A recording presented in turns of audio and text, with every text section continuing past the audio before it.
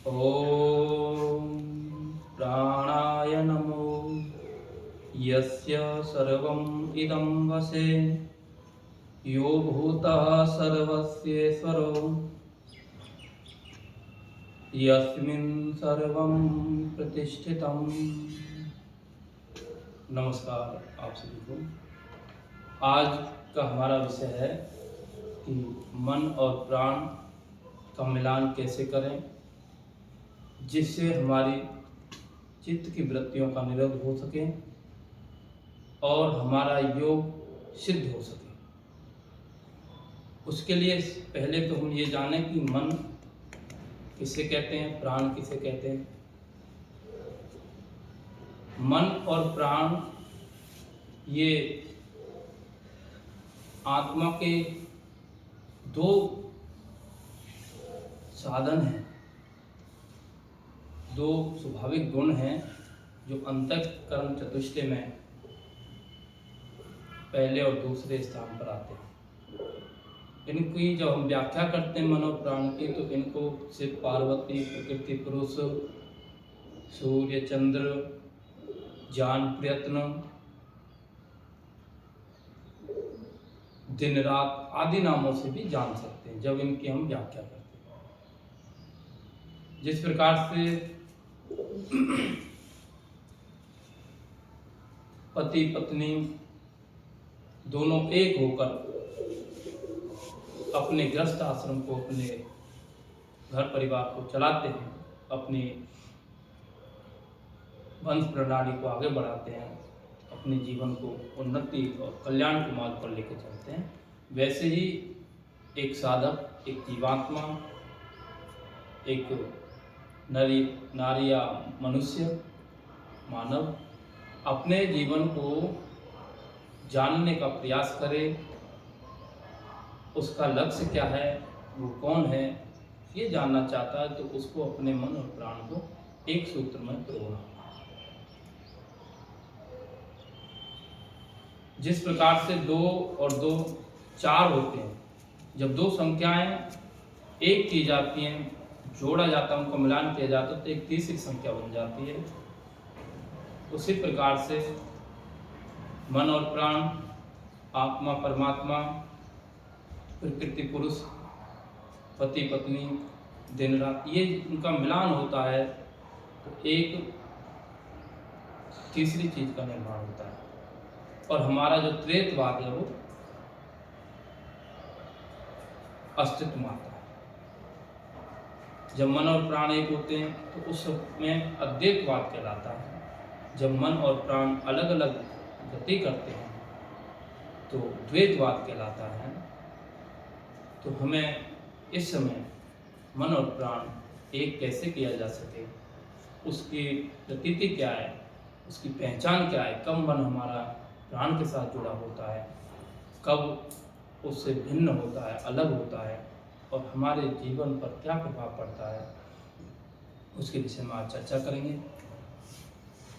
देखिए, जब हमारा मन सीधे सीधे इंद्रियों से जुड़ता है, मन का काम है कल्पना करना, इच्छाएं करना, और प्राण का कार्य है उन इच्छाओं को पूरा करने में सहयोग करना, निर्णय देना। यहाँ पर हम मन और प्राण को ज्ञान प्रयत्न कह सकते हैं, दिल दिमाग कह सकते हैं, मन बुद्धि कह सकते हैं। तो हम यहाँ पर विचार कर रहे थे कि कैसे हमारा मन प्राण के साथ जुड़े। उसके लिए आपको वर्तमान में रहना पड़ेगा। वर्तमान की जो स्थिति है वो मन और प्राण को एक किए होती है।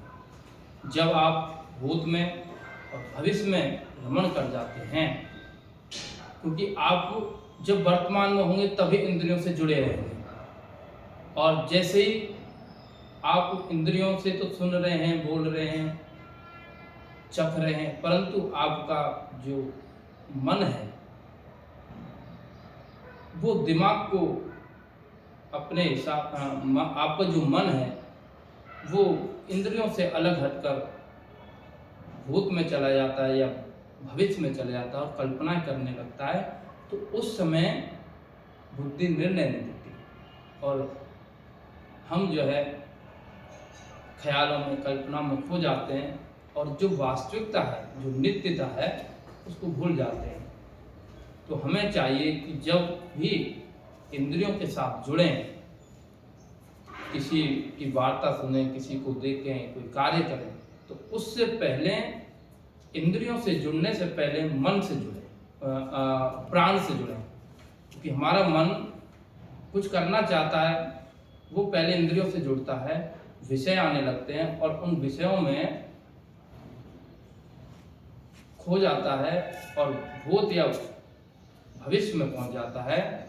तो ऐसा करने से विषय बलिवत होते हैं और जो एक सार निकलना होता है, हमारे देखने, बोलने का, क्रिया करने का जो मतलब है वो नहीं निकल पाता और हमारा जो प्राण है वो कमज़ोर हो जाता है। हम चाहें कि हमारा प्राण मजबूत हो, मनोबल बढ़े, दोनों का मिलान ठीक से रहे और उससे जो निर्माण होकर शांति, आनंद, सुख, वो जो है जब ही हो सकेगा जब हम इंद्रियों को बाद में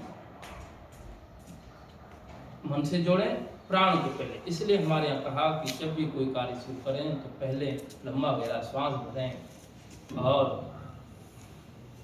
फिर कार्य करें। और ऐसा नहीं करते, सीधे हम कार्य करना शुरू कर देते हैं, प्राण या बुद्धि का सहारा नहीं लेते, बुद्धि से नहीं विचारते, सीधे मन को इंद्रियों के साथ लेकर कार्य करना शुरू कर देते हैं, तो उस समय हमारे सामने तीसरी जो वृत्ति है, तीसरा जो करण है, उसको कहते हैं चित्त मंडल। हमारे सामने चित्त की वृत्तियां आने लगती हैं और वे चित्त की वृत्तियां नाना संस्कार जो हमारे भूत के हैं या हम आगे भविष्य में बनेंगे उन पर विचार करने लगते हैं और हमारी एकाग्रता टूट जाती है। हम जिस इंद्रिय से जो विषय ग्रहण करना चाहते थे वो उसमें निरंतरता नहीं बन पाते और हमारा विषय हमें अच्छी प्रकार से जान नहीं हो पाता। तो हमें चाहिए कि जो चित्त की वृत्तियां उनका निरोध करें, उनको रोकें और वो जब रोकेंगे जब आपका मन और प्राण एक होगा। उदाहरण के लिए जैसे आपका फोन है, उस फोन में पावर होती है, बैटरी, मेमोरी होती है, चिप होती है, डिस्प्ले होती है, जिस पर आप शब्दावली, चित्रावली, वो सारा कुछ फंक्शन होते हैं, वो आता है आपके सामने प्रोग्राम।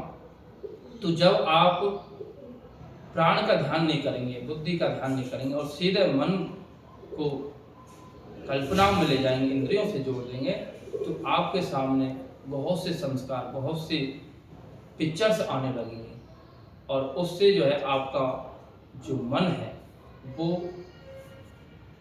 मटमैले शीशे की तरह हो जाएगा। जैसे किसी शीशे पर धूल जमी हो तो आपका चेहरा ठीक से नहीं दिख पाता।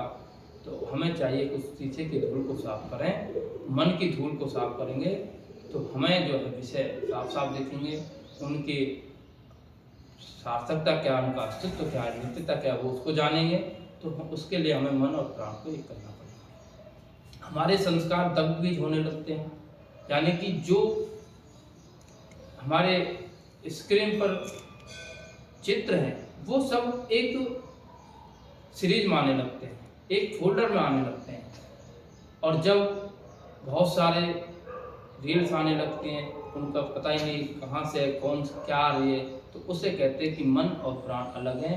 मन का विभाजन प्राण कर रहा है नाना वृत्तियों में और प्राण कमजोर हो रहा है। प्राण कमजोर होता है तो इंद्रियां भी कमजोर होती हैं और मन भी दुखी होता है, मन भी जो है विचलित होता है, चंचलता में आता है और जो है कोई भी निर्माण का कोई श्रेष्ठ कार्य नहीं हो पाता। तो हमें मन प्राण को एक करना है और जब मन प्राण एक हो जाते हैं, हम योग की अवस्था में पहुंचने लगते हैं, तो फिर जो हमारे पिछले संस्कार हैं, नए संस्कार हम नहीं बना रहे। चित्त मंडल उस समय नहीं नए संस्कार बना, पर जो पिछले संस्कार हैं हम उन्हें देखने लगते हैं पूर्व जन्मों में और आगे आगे बढ़ते हैं। पिछले के दिनों में हमारी क्या स्थिति थी, क्या हमारे गुण कर्म स्वभाव था, कैसे हम कर्म करते थे, कितनी उन्नति की, कितना हमने पतन की तरफ बढ़े, ये हम विचारने लगते हैं। अगर हम मूल्यांकन करने लगते हैं अपना, अगर मन और प्राण एक हो जाता है और वो संस्कार भी धीरे धीरे निर्मूल होने लगते हैं। और अगर ऐसा नहीं करते तो हमारे सामने एक और वृत्ति उत्पन्न होती है, उसको अहंकार कहते हैं। जब आप भूत और भविष्य की कल्पना में खोए होते हैं, वर्तमान से इंद्रिय जुड़ी हैं, देख रहे हैं, सुनने बोल रहे हैं, परंतु आप खोए हैं भूत और भविष्य में, तो उस समय जो आपका अहंकार है, कर्ता भाव है कि मैं कर्ता, कोई भी कर्म क्रिया और कर्ता के बिना नहीं हो सकता, तो उसी प्रकार से अहंकार कर्ता भाव है और प्राण क्रिया भाव है। तो हमें जो है अहंकार को भी समझना होगा। जिस समय हम वर्तमान में होते हैं उस समय हम किसी पद पर, किसी मार्ग पर चल रहे होते हैं, तो कोई ट्रेवल कर रहे होते हैं, ड्राइव कर रहे होते हैं, जीवन की यात्रा हो, तो उस समय आप वर्तमान में हैं, तो आपका जो अहम है, आपका जो अस्तित्व है, वो आपका सहायक बनता है। और आप भविष्य में पहुंच जाएं या भूत में पहुंच जाएं और उस समय आप क्या थे, उस भाव को आप अपने साथ जोड़ेंगे अहंकार को, तो फिर वो अहंकार झूठा अहंकार कहलाएगा। सच्चा अहंकार अहम, मैं, कार माने करता, आप वास्तव में क्या हैं, इस स्थिति को हर समय विचारते रहें। समाज के स्तर से क्या हैं आप, परिवार के स्तर से क्या हैं, ईश्वर के आप पुत्र हैं, प्रकृति के लिए आप क्या हैं। जब ऐसा आप सत्य सत्य विचारते तो आपका अहंकार, आपका जो अस्तित्व वो आपके लिए लाभकारी होता है, उन्नति कल्याण करने में सहायक होता है। और जब आप झूठा अहंकार पाल लेते हैं, अभी जिस अवस्था में आप बैठे हैं उसको भूलकर, इंद्रियों से अलग हटकर, मन प्राण को विच्छेद करके आप कल्पना में खो जाते हैं, चित्त मंडल पर नाना संस्कारों में उलझ जाते हैं और नए नए संस्कार बनाने लगते हैं, तो उस समय आपका योग वियोग में बदल जाता है। आपका प्रयोग अच्छे से नहीं हो पाता, आपके जीवन का सदप्रयोग नहीं हो पाता। तो इन्हीं शब्दों के साथ में हम जो है अपने मन और प्राण को एक करें, चित्त की वृत्तियों का निरोध हो जाएगा और जो विकार के शब्दावली चित्तावली संस्कार हैं वे सब हमसे दूर हो जाएंगे और हमारा जो एक लक्ष्य उन्नति और कल्याण का, उसकी तरफ हम बढ़ेंगे। इन्हीं शब्दों के साथ आप सभी का धन्यवाद।